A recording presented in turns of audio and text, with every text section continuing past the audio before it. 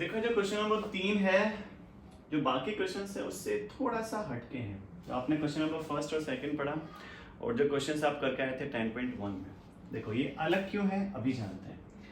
Question में दिया हुआ है tangents PA and PB from a point P to a circle with centre O। तो सबसे पहले what we have done, we have made a circle.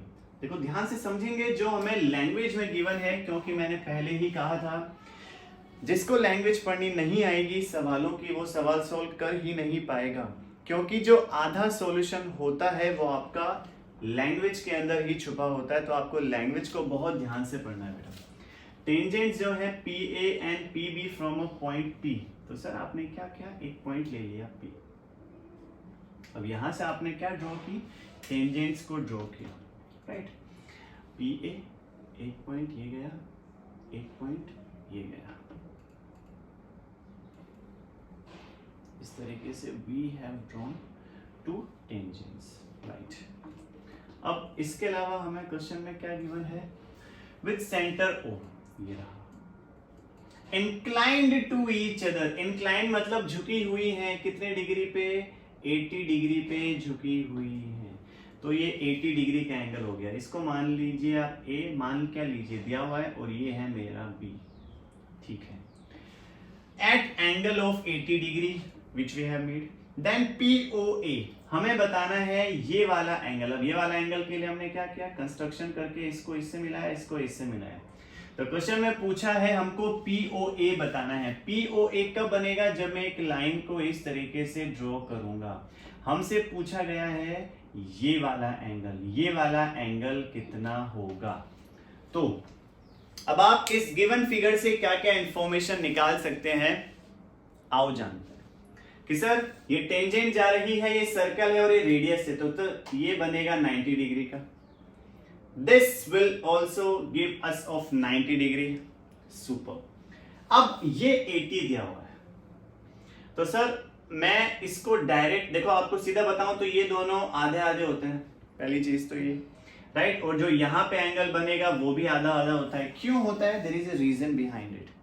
Because जैसे ही आपने कंस्ट्रक्शन किया तो सर एक ऊपर वाला ट्राइंगल बना, एक नीचे वाला ट्राइंगल बना, ध्यान से देखिए बेटा, right.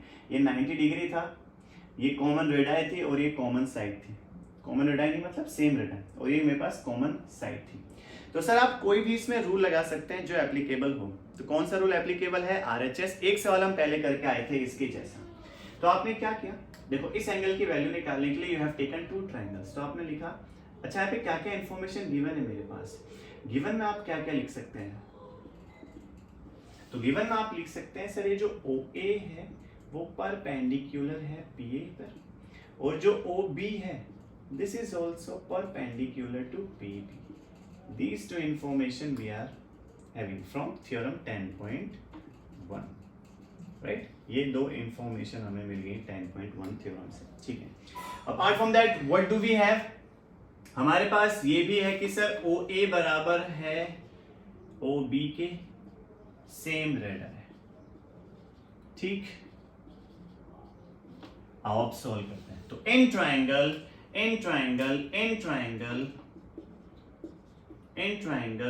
PAO and triangle PBO, ठीक है सर, दो ट्राइंगल आपने ले लिए।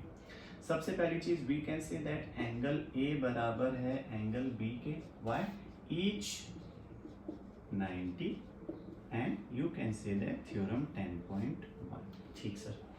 इसके अलावा यू कैन से दैट कि सर OA बराबर है OB के, रीजन सेम रेडर है और गिवन, दोनों ही चीजें आप लिख सकते हैं या कोई भी एक लिख सकते हैं। Apart from that we are having PO equal to PO, और ये क्या है sir, this is your common side. तो बाय विच रूल, तो बाय विच रूल, 90 डिग्री है, कॉमन साइड है और रेडियस है, तो आप कह सकते हैं बाय RHS रूल। तो सर कौन से दो ट्राइंगल आपने कॉन्ग्रुएंट शो कर दिए, तो you have said PAO congruent to PBO, and the moment you have said this. अब आप एक बात ध्यान से बताइए मुझे, सीपीसीटी का क्या मतलब होता है, सीपीसीटी कहां पे लगा के आते हैं? कभी भी अगर दो ट्राइंगल्स, वो जो 5 रूल पढ़ के आए थे आप, सास की आस की आसा, ट्रिपल एस और RHS। सास मतलब SAS, आस मतलब डबल AS, आसा मतलब ASA, ट्रिपल एस मतलब साइड साइड साइड और RHS। ये 5 रूल ही तो पढ़ के आए थे बेटा आप कक्षा 9 के अंदर, अध्याय 7 में, कि कुछ ज्यादा हिंदी हो रही है सर है।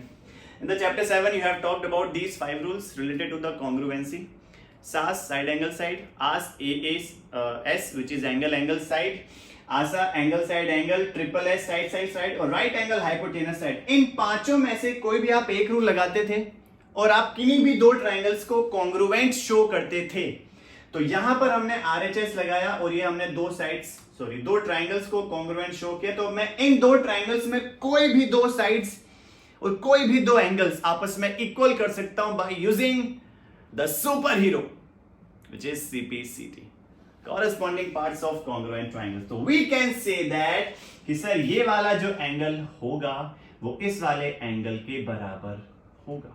हमने ये वाले जो एंगल था, ये वाला एंगल और ये वाला एंगल, इसको मैंने बराबर कर दिया। तो what I have written, OPA equal कर दिया OPBK। वो सिंपल सा रीजन लिख दिया इसका भैया CPCT। अब मजाक की बात यह है कि सर इसकी वैल्यू हमें गिवन है पूरे एंगल की। अभी बात बताओ, दोनों एंगल बराबर हैं और पूरा एंगल मेरे पास है, दो एंगल जिनकी वैल्यू सेम है और पूरा एंगल मेरे पास है। तो क्या ये दोनों एंगल आधे आधे नहीं हुए? अगर पूरा 80 है तो सर ये 40 हो जाएगा, ये 40 हो जाएगा। यस कि नो? Yes sir, definitely. तो वी कैन से दैट जो एंगल हुआ मेरे पास OPA, that will be half of which is APB और APB हमारे पास गिवन था which is 80 डिग्री और 80 का आधा कितना होता है? 40। ये लो सर, ये मेरे पास आ गया 40। अब किसी भी ट्राइंगल में तीनों एंगल का सम कितना होता है? ट्राइंगल 3 साइड, तो सर 180 डिग्री होता है, राइट। अब 180 डिग्री होता है तो आप एक चीज लगा सकते हैं, बहुत ही आसान, कि सर तीनों एंगल को रखिए बराबर 180 की और वैल्यू निकाल लीजिए। तो सर एंगल A ये हमें निकालना है, तो इसको मैंने मान लिया O और वो हमने अभी निकाला विच इज एंगल P बराबर 180।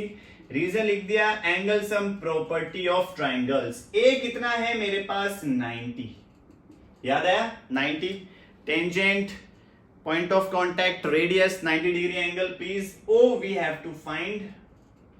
P कितना है? P हमने अभी निकाला 40 बराबर 180। तो 9 और 4 होते हैं 13 और 180 और 13 को उधर भेजा विच मीन्स 130। तो एंगल O निकल के आ गया मेरे पास 50 डिग्री। क्या 50 ऑप्शन में है? बिल्कुल है सर, ऑप्शन A।